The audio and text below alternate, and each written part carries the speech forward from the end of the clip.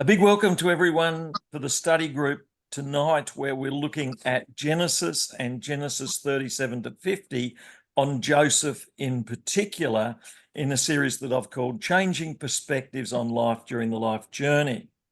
And this raises questions as to what values do we carry when we face challenges in life and other people in life. The Joseph story has been said to be one of the most important stories in the book of Genesis. It's a capstone story at the end of the book, and it's given almost more verses than any other story in the book of Genesis, and it's used at the conclusion of the book of Genesis to draw it all together. Interestingly, scholars identify at least 4 author groups in the book of Genesis, in that we have Genesis 12 through to 25 through to 35, which is Abraham, Isaac, and Jacob. That's the core story in Genesis, and that has a particular style of writing, particular words in that story. And perhaps a key verse in the middle of that story could be Genesis 22, where Abraham is asked to sacrifice Isaac, and that's a middle story that we could explore and wrestle with. Before that, we then have a very old set of narratives, Genesis 2 through to Genesis 11. And this is where the world is described as a bit chaotic, and Adam and Eve, they sin, judgment comes, and then Adam and Eve have Cain and Abel, and there's first murder, and then we have judgment and the flood and the Tower of Babel. So there's a lot of very challenging judgmental stories there. But before we come to those, there has been an author who's added Genesis 1 as an introduction, which has a rather different theme. That is, good God has made a good ordered universe before humans take that universe into a fallen condition. And then we move to the major narrative of Abraham, Isaac, and Jacob. And then in conclusion, we have in Genesis 37 to 50, this narrative of Joseph that draws it all together. So there's a chiasmic triangle structure that moves from Genesis 1, good God creates a good ordered world, Genesis 2 to 11, but humans go astray, the fall, murder, judgment, the flood, and Babel. And then Genesis 22, in the sacrifice of Isaac, God provides a solution, and that's a key thought in the middle of Genesis. So ancient writers would often place their insights in the middle of the story, and they'd build a chiasmic triangle around the middle of those stories. And then we come to the Joseph narrative, which almost tells the whole story again, in that things begin good for Joseph, but then there's betrayal, there's attempted murder. It's almost like the whole book of Genesis being retold, and then things work out for good. And that's the major ending of the book. And not only that, there's a link to the book of Exodus, in that they're in Egypt looking forward to God's promised land. So the book of Joseph, the narrative, fits well at the conclusion of the book of Genesis. So Genesis records a series of recurring threats, both natural and also those that are man-made and human-made. And you see those in the Joseph narrative. Things get bad, things get worse. And you see self-seeking and misunderstanding, similar to Adam, Eve, Cain, Abel, replayed in the Joseph narrative. And you see this in other books like Daniel and Esther and Ruth, and you see it in the Gospels as well. So it's a recurring narrative of life. Interestingly, it's an amazing story that was originally written perhaps around the time of Moses, 1400 BC or before then. and then collected around the time of Moses, and then rewritten, retold around the time of David, Solomon, where you have writers in the temple, and then rewritten, retold through to 700 AD, when the Assyrians march down and take captive the northern 11 tribes. And then 150 years later, 586, the last remaining tribe of Judah goes captive by the rivers of Babylon, and then a return around 400 AD to 300 AD. And then we know we have the final version of the Bible that we have today in the Dead Sea Scrolls, which has been uncovered from about 200 BC or so, gives us the final version of the Bible, which you can still read 2,000 years old from the time of the Dead Sea Scrolls. So we can trace some of the origins of the book, and we can trace a little bit of editing whereby it may have been edited again and rewritten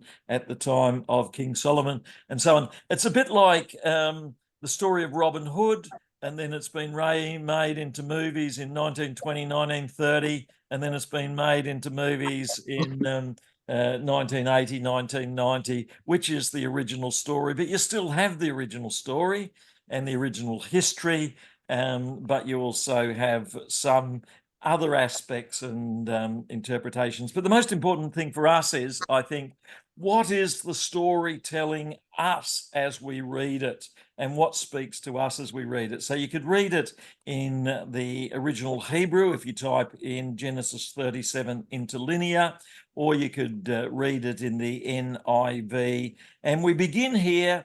Jacob lives in the land. So we've got Abraham, Isaac, Jacob, whose name is renamed Israel. He's living in the land, but his life is coming to a conclusion where he's got to trust what is unfolded to his children. And Jesus had to trust what unfolds to the disciples. And so there is this generational trust going forward, which is an issue.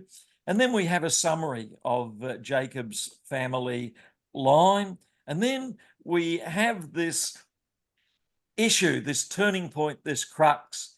Israel loved Joseph. Now, that should be a good thing. If you love one of your children, it should be a good thing. But how often is love deadly? And so Israel loved Joseph. So it raises issues of jealousy.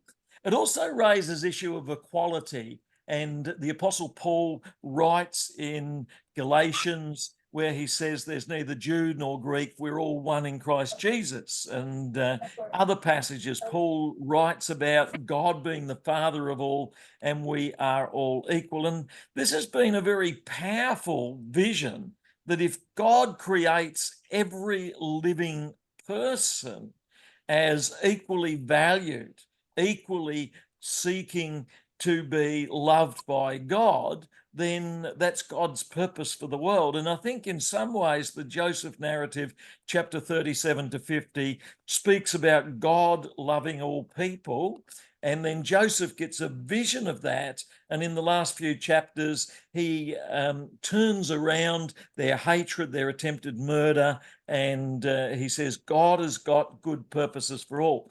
And I think this is a strategy that you could use in the disappointments of life, that providence, God has good purposes. Love, God seeks to show love. How can I love the unlovely and those who do harsh things to me? And so there is something of a spiritual and a psychological counseling answer to the bitter experiences of life. You know, like when you're driving along in your car and someone pulls their car and takes the space in front of you. And, you want to leap out and tell them what for, don't you? And yet you could pray, Lord, bless them. They obviously needed that car spot. That might be a better strategy or something like that. But if we find a strategy where we seek to bless people, that can free us from the negative spiral that can take us downhill. So one of the interpretation strategies that has very much interested me is the strategy of the stories that we tell can either take you captive or free you in the journeys of life.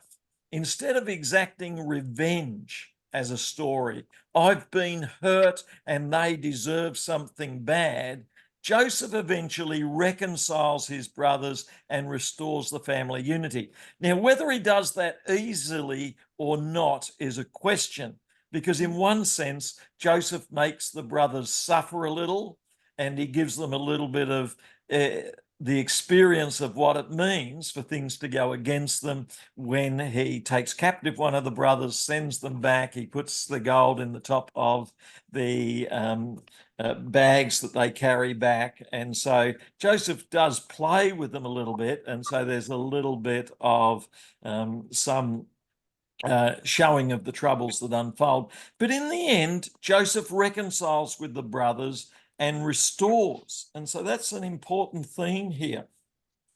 A number of scholars, so if you go to Google and type in Google Scholar and type in Joseph and therapy and therapeutic narrative and so on, you'll bring up some scholars who've thought about the therapeutic nature of a narrative such as in the Joseph story. Because originally there was a bad narrative told. Joseph, you're proud, and the bad narrative, for this reason, we are going to rightly throw you into a pit and sell you off and you'll be carted away. So there's a bad narrative told.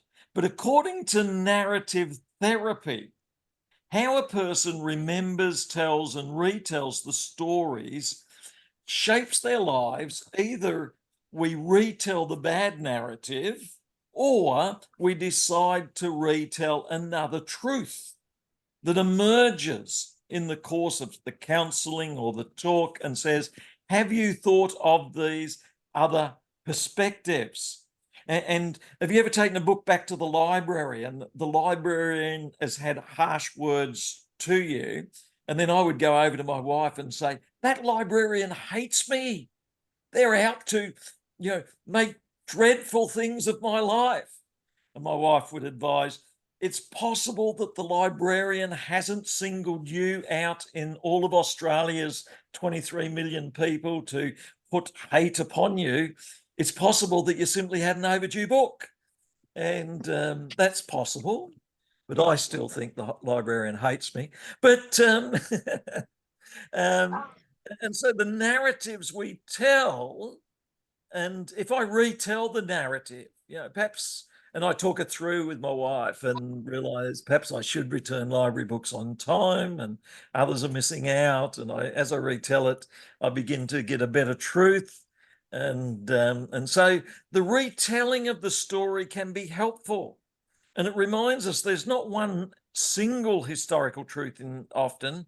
There are different perspectives on the historical truth. And here with Joseph, yes, he was proud. Yes, his father made him a wonderful coat of many colors. Yes, there's a number of things going on, but how you tell the truth, you can end up with two opposite stories. Joseph is the worst person in the world, or Joseph is a wonderful person. He's just a bit misunderstood. And every human's a bit like that. We're all complex. And in 12 hours of a day, there can be many sides of us before we have coffee, BC, and after coffee, after a dose of coffee, AD.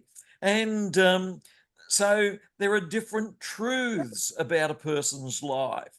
And we can think about, how do we tell stories about our life? How do people tell stories about our life?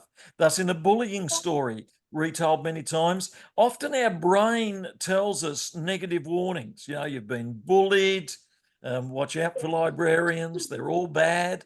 And so the reason it gives us these warning stories is so we won't get into so much trouble anymore. Every time we see a librarian, orange lights will go on, and watch out for them or something. And so that indicates I need counselling afterwards. But and so these are methods of protection that our brain throws up, but they're not often or always beneficial. So if Joseph retold the story, my father said he loved me, but it set me up and I've been proud and all of that. He could have ended up being vengeful, and we could see vengeance unfold. And we see that in the story of Nelson Mandela in South Africa, was thrown in jail. But in jail, he found core values. I do value what's going to happen with South Africa. I do value truth. And he studied law and came out and became, 20 years later in jail, became President Nelson Mandela of South Africa and one of the great leaders. Robert Mugabe, similar time, went into jail in Rhodesia, and he spent time in jail, and he just thought, how can I get revenge? How can I get revenge? How can I get revenge? And he became one of the worst leaders to come out of a jail situation. So often it's the stories we tell ourselves, and narrative therapy describes some of these processes, and we see it in Joseph, possibly retelling a narrative whereby he sees that God is faithful and he should be faithful. God has values, and these values will take him a long distance in life. And we see it in the values that he shows that he is valued. But ironically, when he shows positive values, he's given lots of responsibility, including Potiphar's wife. And then that turns against him. And the same can happen in life. You know, someone might be given headmaster of a school or something, and that very responsibility is on the day everyone turns against the school. That's part of the journey of life. And so be encouraged. When you're given responsibility, the whole world could turn against you. And that's part of the life journey. Who would want to be Prime Minister? I mean, you spend your whole life just working up to that point. Now I'm Prime Minister, which means that everyone in Australia has an excuse to dislike me and judge me. And so there is this irony in leadership. And certainly right at the beginning of chapter 37, where Joseph speaks about the future leadership that he might have, he's got a vision in chapter 37. And he says, one day you'll bow down. He's got a dream. And isn't it amazing how anyone who has a dream has lots of people who are going to discourage you. I go to schools. There's a lot of people in schools who've got a ministry of discouragement. And a lot of teachers have got a ministry of discouragement. You know, any child who says, I dream I'll be this, I'll dream I'll be that, there's plenty of people in a school who can discourage you. Any organisation, there's lots of gifted people with the ministry of discouragement. It's one of the very common ministries in the life journey that a lot of people seem to have. So there's a lot of positives here, like dreams, vision, leadership, but there's also the other side of every one of these positives is that some people can get jealous. And this is a narrative that's rich with issues of love and jealousy and hatred and attempted murder. And that's what makes this one of the great stories ever told over the last 4,000 years. They make movies of it. Disney makes a movie of it because it's such a powerful narrative. So let's take at this point, about halfway through, Brooke, and then Sandra and John and Svetlana. What are your thoughts on this narrative and the thoughts on the possibilities that it can teach us something? What can it teach us? So, Brooke, first, what are your thoughts on this narrative and ways it can teach you something?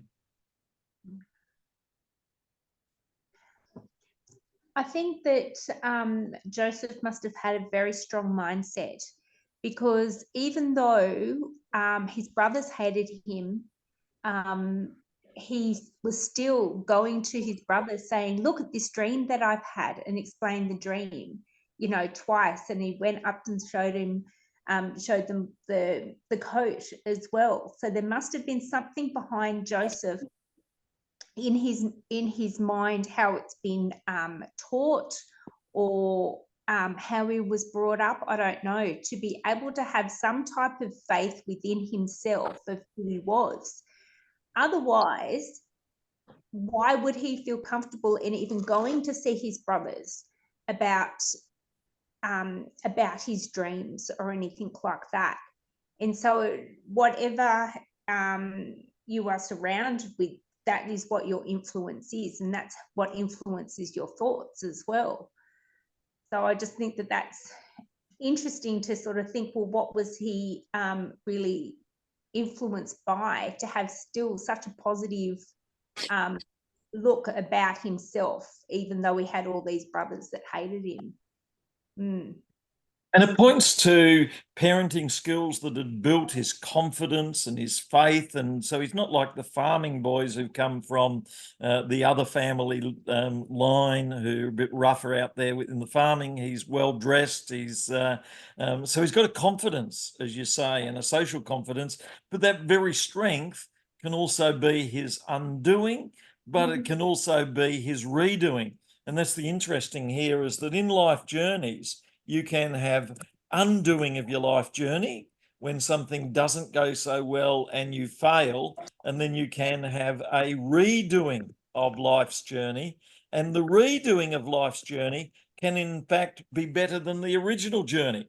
I mean, if Joseph had done things well, he might have been assistant sheep herder for his entire life journey.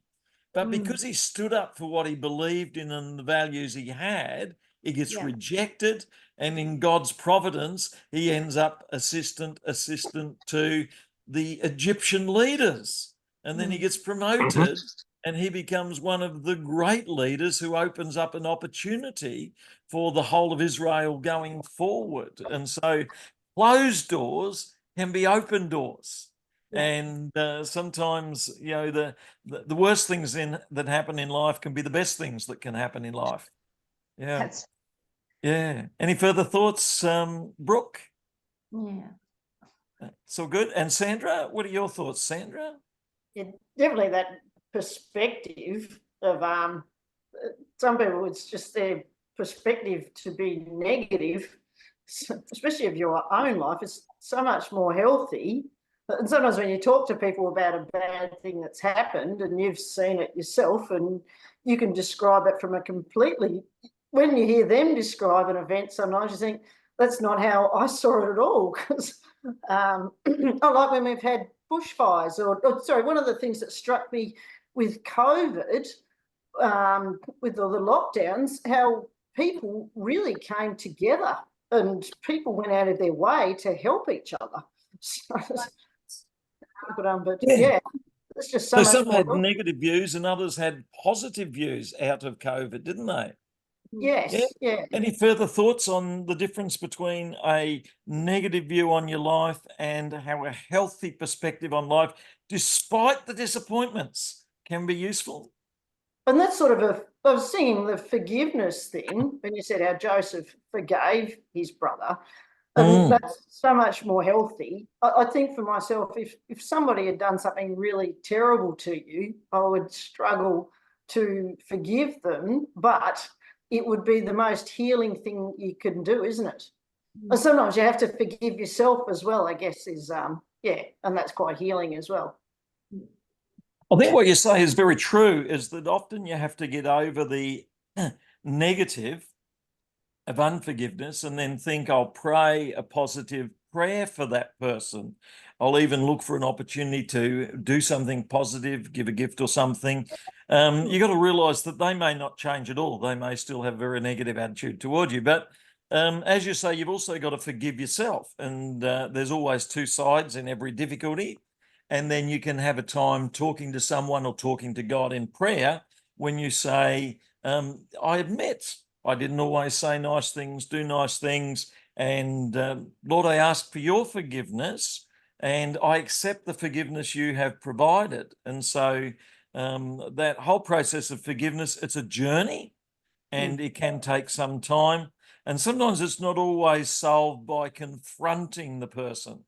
I know I've seen on a few occasions when a person will go and try and confront the person who's caused the harm, and it doesn't always unfold the way you expect.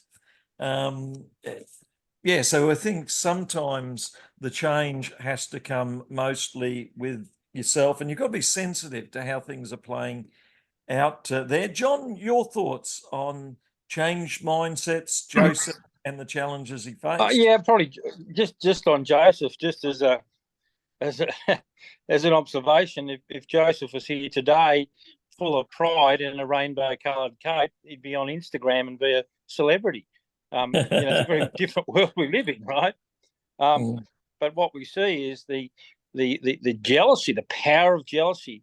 It's not just you'd expect boys and families and sibling rivalry, but it's just another whole level where the human condition, which includes that jealousy, really takes root in a very fundamental way, and it from that you can see just a whole series of consequences. As was, from that act of trying to do away with Joseph.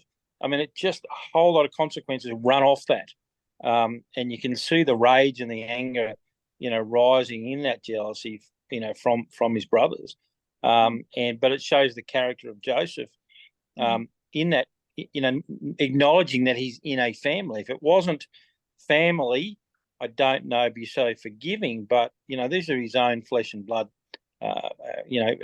brothers. So he's taken a very different position, having that. I guess it is the mindset that things in the family will work out. Yeah. And so we see that Joseph somehow comes up with a different story, a better story in which things turned around.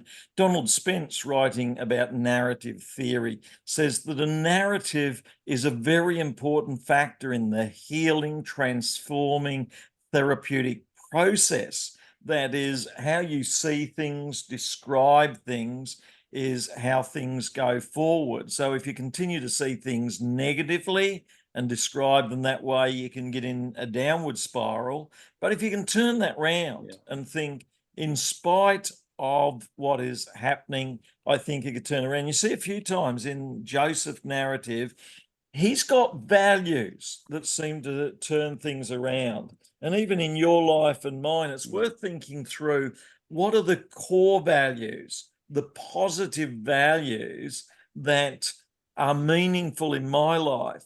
And that can help when someone says negative things about us. We can look to these positive values. And Joseph's journey seems to reflect positive values rather than allowing himself to be drawn into negative values, just as Nelson Mandela's journey seems to reflect positive values rather than being drawn into negative values. Svetlana, what are your thoughts on these insights that we're drawing from Joseph and his life story?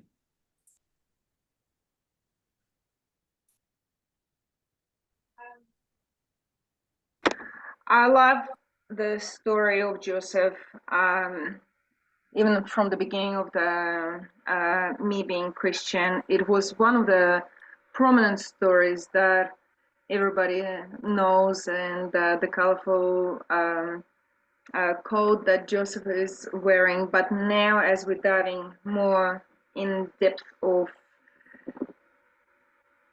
John, do you mind muting your sound?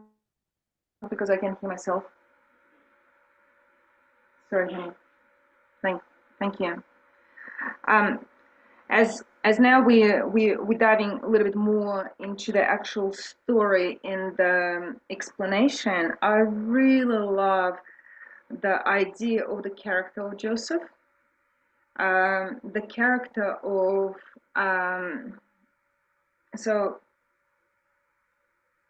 the leadership in him, the vision and dream that God installed in him from the beginning. It was with him, and he was ruthless, and he was bold, if I can express that way. that he saw it, he felt it, he knew it, and he just gone with it. And he didn't really think that he'll get in trouble because of this or that. He just was so bold with the vision and the trust in God that he had.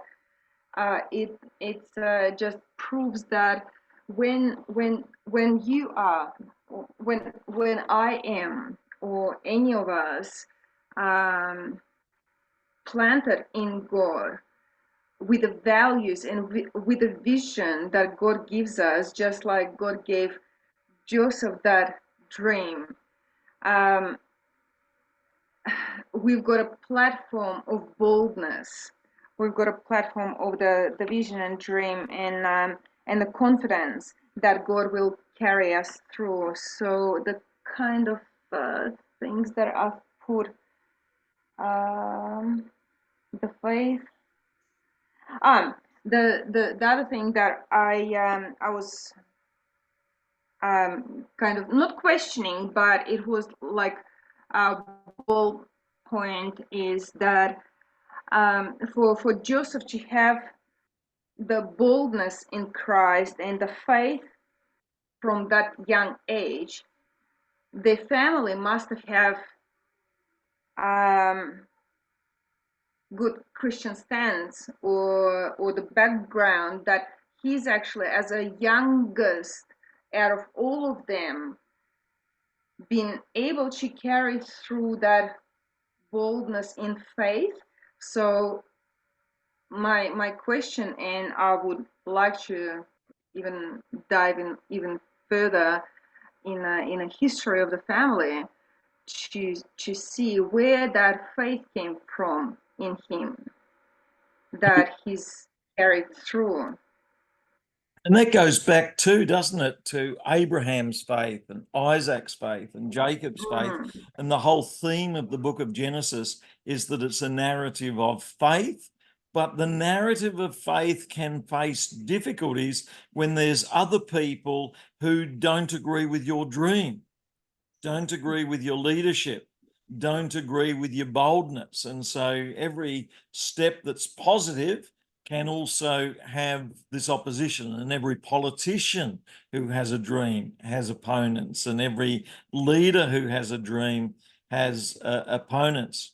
Spence also says that one of the things Joseph had was a capacity to build a consistent, continuous narrative account of his life journey. That is, despite the ups and downs, he could see that it was going somewhere. And that can be challenging in life, because it's possible for us to tell negative aspects of our story, but I think our story will always be more positive than some other ways you could tell the story as well. That is, there is something happening in your life that you can smile about every day, every week, and you can get quite cheerful about, isn't there? And so I think that comes through the Joseph narrative a bit. In the chapter that follows on in chapter 39, we read Joseph before Potiphar's wife, the temptation that comes to us, but Joseph takes a stand and things don't always work out well. And I'm reminded, when I've heard of people who've taken a stand and things don't work out well, I remember a business person who took a stand. They were a dry cleaning business, and someone else paid bribes. They refused to do it. They lost business. But eventually things turned around and they ended up owning all the dry cleaning businesses in that little town, and they were known for their faith, and they had an important role in the church, and also in the town, and also in business. So I think there are these lessons we see in Joseph standing up, the values here. He refused to go to bed with Potiphar's wife. He could have lost his testimony. He could have lost so much at that point, but he stood up there. So he had integrity, even in the midst of when others had anger against him, even in the midst of going to jail wrongly accused, he still had integrity. which carried him forward there. Then we come to the next narrative in Genesis 40 with the cupbearer and the baker. It reminds us that he was open to God speaking to him, and that can be a great source in life of strength when we're open to God speaking to us. And some people keep a journal, some people pray, some people look to what God can do in various ways. Sandra and then Brooke, how do you feel an openness to God speaking to you or other sources of value can help you in the life journey to have a positive sense about yourself that helps you to keep standing despite the storms that come against us in the life journey? Sandra and then Brooke. Sometimes I'm a bit unsettled. I always try and tell the kids God always provides. Recently, because he's always provided when I need work. And for the last couple of months, I have been looking for work, and I had an employment agency call me yesterday morning, and they said, we want you to chat to this guy from this company. And I had a chat to this guy from this company, and I said, I can start tomorrow if you want me to start tomorrow. I thought, yeah, this is all looking good. And then today they decided it's not going to go ahead. And those are sort of a God always provides, but which sometimes he'd hurry up. Yes. More quickly. Yes. Yes, so true. And I've often found that in my own life is that it is amazing how God provides, even at the moment. Every 6 months, people will ring up and say, will I teach this or will I teach that? And it's been amazing seeing what God can do. Brooke, how do you find God speaks to you at times or God gives you values that help carry you through? It's just from history in the way that he's already provided for me and the way that he's already brought me through different situations that I had actually put my trust in him to be able to get me through. And he's proven that. And so the last 8 months of not working, and especially the last 4 months financially, like completely stretched, is sort of like, well, and even being at home, your identity is tested, who you are, what you've got to provide to society, how you relationship with your kids, everything with that. And it was just a daily constant thing going, God, I know you've got it. You can say that, yeah, God, you've got it, but unless it's in here, it's not going anywhere. And he's proven time and time again that he's got me and my family.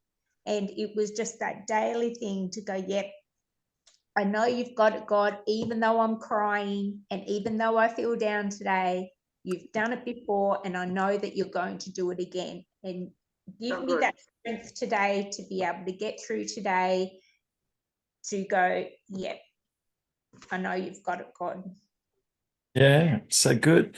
John, your thoughts in the challenges of life, how we can look to God, hear God, trust God.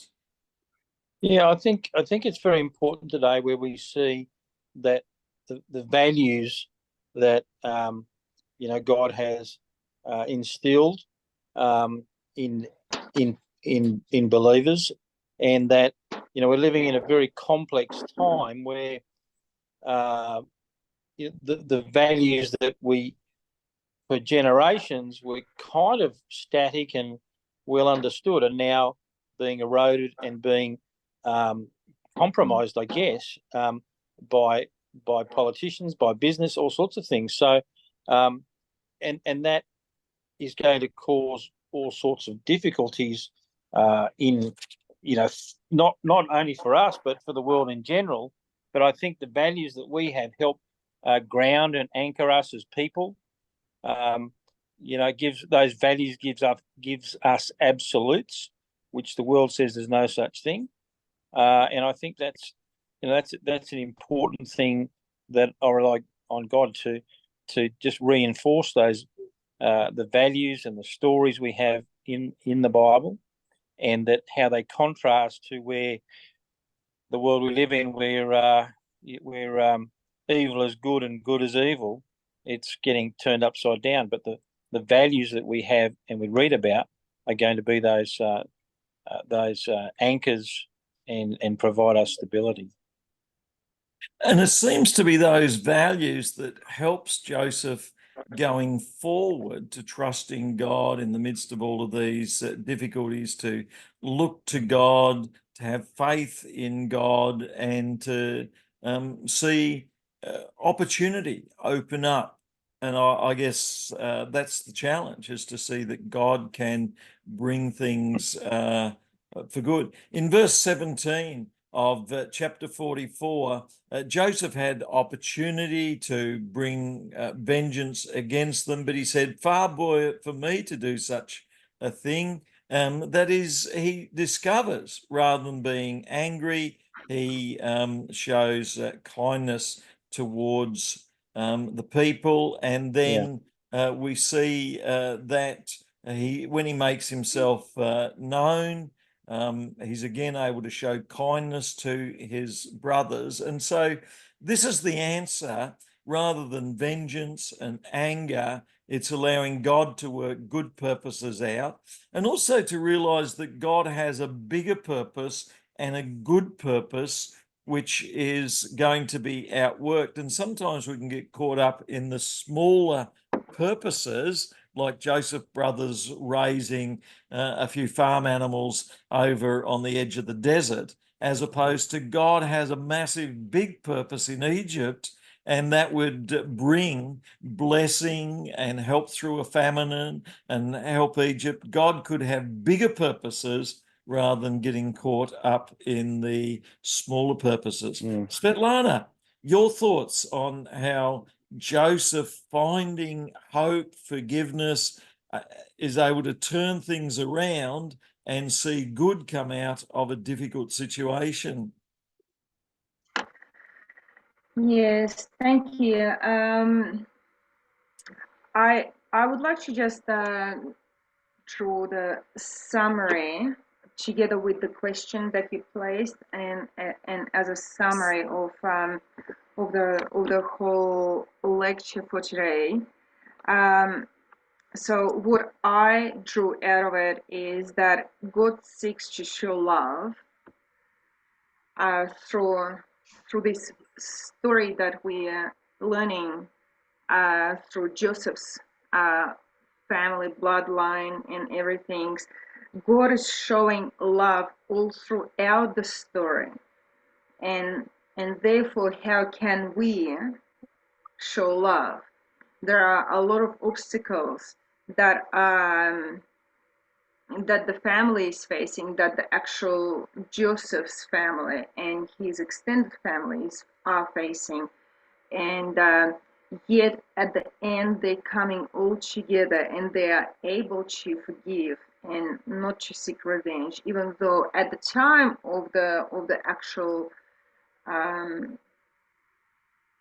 incident, or however you want to call it, it feels very harsh and very haughty and very like I want to be revengeful or some things like that, or jealousy or anything like that. So the story is an amazing story, representing the leadership, representing the irony of the actual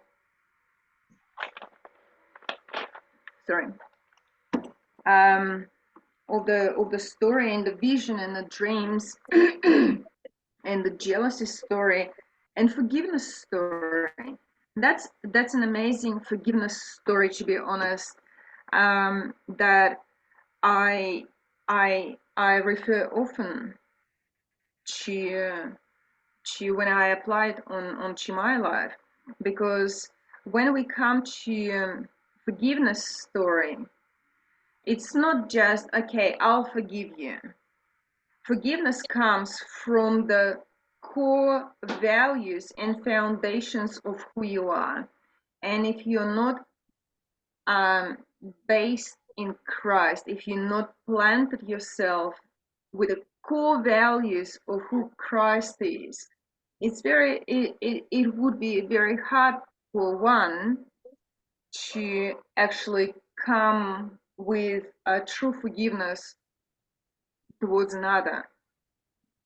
Oh, So for Joseph to have opportunity to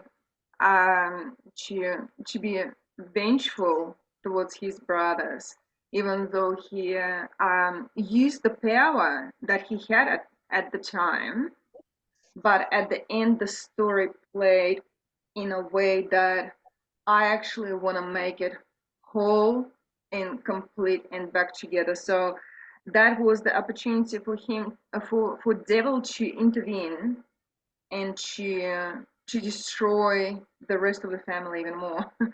But having this foundation that he had in Christ and faith and strong core values, he stood out in that particular story.